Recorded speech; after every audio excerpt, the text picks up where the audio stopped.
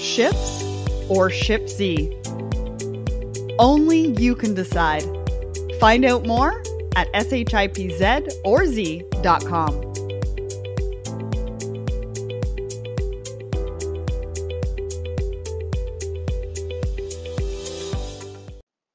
Hey everyone, this is Irina bringing you your new Supply Chain Minute.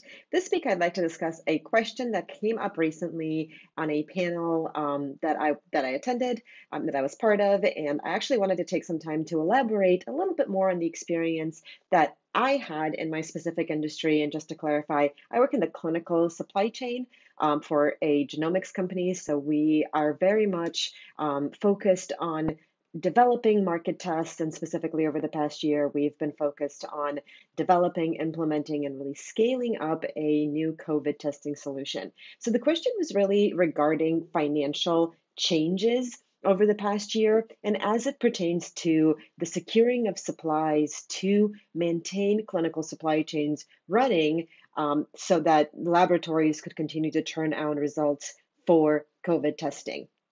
So really what we noticed is a lot of expansion in cash flow cycles. And what I mean by that is, as most of you can remember, there were many shortages in all supplies, specifically as they pertain to laboratory supplies. Part of the reason why COVID testing was so delayed and turnaround times were so long is because of the lack of availability for some reagents and some of the consumables used in lab processes. So what I mean by extended cash flow times is we found ourselves in a situation where we had to forecast with data that didn't exist to support those forecasts.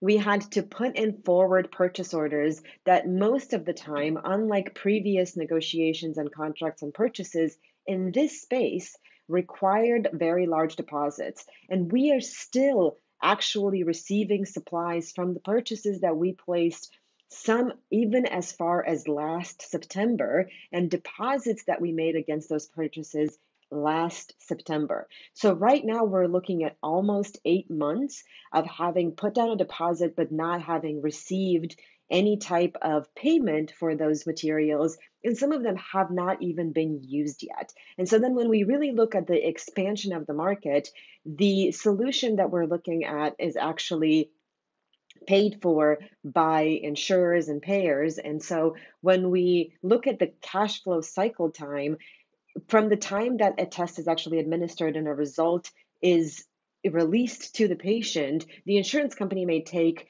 weeks or sometimes months to actually pay back the lab that distributed that result.